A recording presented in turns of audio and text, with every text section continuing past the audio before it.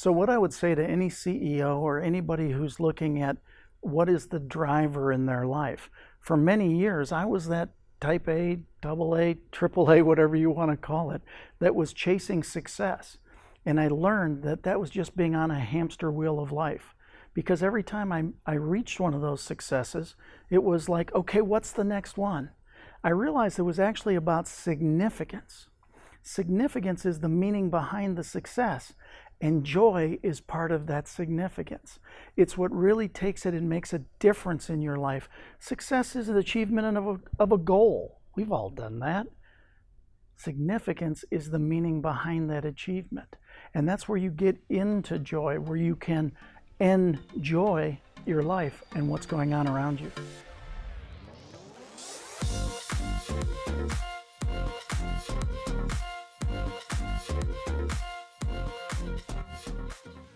Hi, I'm Scott Schilling, and what makes me a leader of joy? Well, the fact is I've been on the earth for a while. I've experienced the good, the bad, and the not quite as good. So the fact is, you got to have some fun along the way.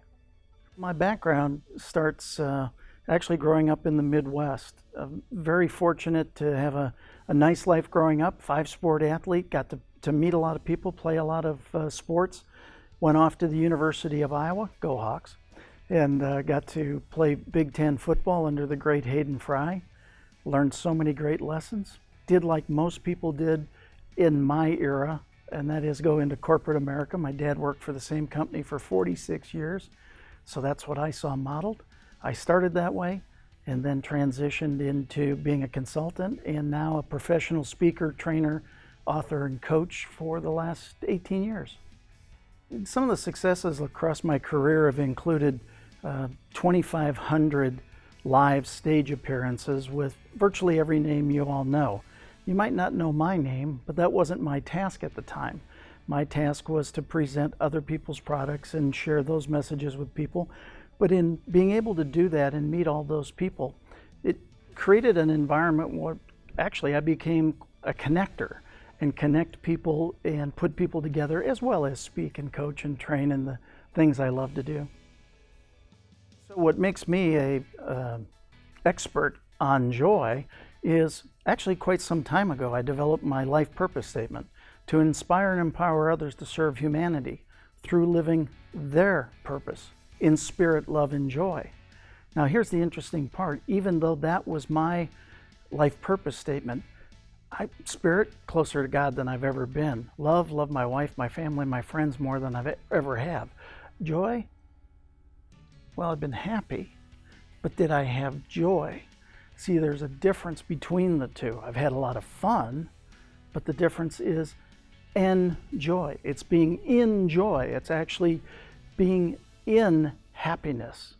And that comes from actually seeing everything as it could be in the best possible light.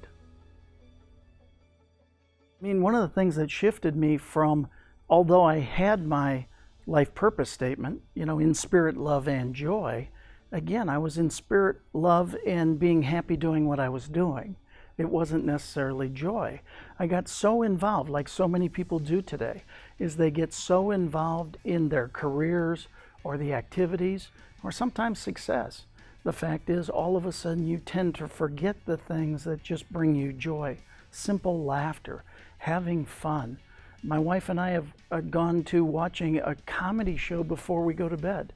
We may watch something serious earlier in the night, but we leave it in joy with some laughter and having some fun. It's absolutely amazing what a difference it makes. When I think of joy, I think of my happy place. And it's pretty easy because when I go back there, I can still smell the coffee. We were on a charter yacht in the British Virgin Islands. We had pulled up to an uninhabited island, a cay. We were parked there overnight. It was 5 o'clock in the morning. I had a fresh cup of coffee. It was wafting up into my nose. The sun was coming up over the island. There were 2 goats baaing in the distance, the only things on this uninhabited island. There were terrapins swimming underneath the catamaran. I was holding the mainstay of the boat going, now this is what it's all about. Well, I'm very fortunate to be here in a number of different ways because Quite frankly, I lived through a near-death experience.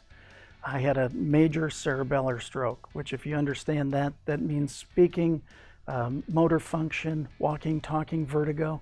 I shouldn't be here. At least that's what the doctors kept on telling me. I finally got so upset with them. I said, sorry to disappoint you. I've always been an overachiever. I lived. Now, that sounds like a funny thing to have joy about, but when everybody is telling you you're not supposed to be alive, you start to not believe them. You could believe them.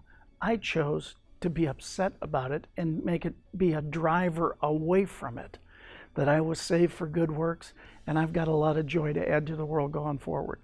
In either case, it is, well, playing full out, living full out. And, you know, the one is in a recreational action, you know, just kind of recharging the batteries, and the other is in a purposeful going forward. You know, there's not a doubt in my mind I was saved. I take zero credit for living through what I lived through, but you don't come through what I come through, and that's what everybody kept on saying to me. And what was frustrating about that is other people were trying to put their reality into my world. My reality is I was alive, I was kicking, and I was saved to do more good works on the planet. Now, I'd like to say I knew exactly what those were or what those will be. Every time I say, I think I got it figured out, the only thing I realize, I ain't got it figured out yet. The whole principle of living full out is taking advantage of opportunities as they show up. I mean, just me being here today came strictly because all of a sudden I was having a cup of coffee, I was at my desk early, and ding, this email showed up that said, hey, we're shooting, we need somebody, would you do it? There's only two answers in life, hell yes and hell no. This is a hell yes opportunity. Why would you not want to come and share your joy with other people to encourage them, especially at a time like this? We have choices right now. You can take a look at all the not so positive things that are going on, or you can take a look at the positive things going on. I choose the positive side, so much so you already heard me say it. I don't even say the other word. I say positive and less than positive. Why? Because it's a choice we all have. You have a choice to be in joy. You have a choice to be in anything else. Joy is a lot easier and a lot more fun.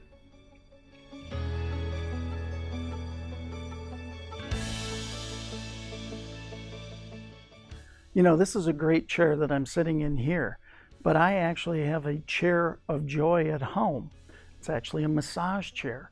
And in the morning, it's part of my morning ritual. I get up, I get into the massage chair, I lay it back, and I actually start to meditate. Sometimes I listen to other speakers or meditations or a variety of different things, something to add positive input to start the day. Now, the point is, any chair you can choose, you can make a joy chair. That's up to you. It's a choice. We all live within this choice every day, multiple times a day. Have some fun. What I would say to any CEO or anybody who's looking at what is the driver in their life, for many years I was that type A, double A, triple A, whatever you want to call it, that was chasing success. And I learned that that was just being on a hamster wheel of life. Because every time I reached one of those successes, it was like, okay, what's the next one? I realized it was actually about significance. Significance is the meaning behind the success, and joy is part of that significance. It's what really takes it and makes a difference in your life. Success is the achievement of a goal. We've all done that. Significance is the meaning behind that achievement. And that's where you get into joy, where you can enjoy your life and what's going on around you. Well, I think there are a lot of people that think they're in joy or think about it or wonder about it or how do I get there and all those kinds of things. The best way is to take an action. The only way you get any feedback in life is to take an action. Not to know whether it's right or not right. You don't know either way until you do it. But I can tell you, one of the things, when I lived through my near-death experience, and one of the first things I did, and it was actually pretty fun, is I went shopping. And I was simply pushing a cart up and down the aisles.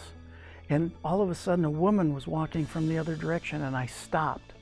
And I smiled at her. And you would have thought I said something about her mother or something, right? She was so shocked that I would smile at her. So I went down the next aisle, and there was another woman. I did the same thing, and she ran the other way. And so down the third aisle, I actually put the cart across the aisle, and I stopped the woman, and I said, "I'm gonna smile at you." And she said, "Why?" And I said, "Because I can."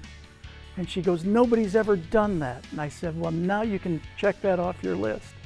And she said, "Can I give you a hug?" And I said, "Yes, you can." Now, this is a person in a grocery store in a state that I didn't even live in at the time. But the point was, once you live through certain things, when you become more mature, that's code word for older. When you become more mature and you go through some things in life, you start to realize, why are you making it hard on yourself? Have some fun, smile.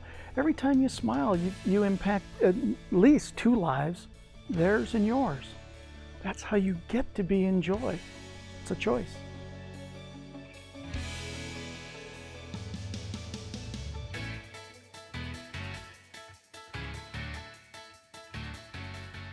The one thing about joy is, in this time, we need to be safe. There's no doubt about it.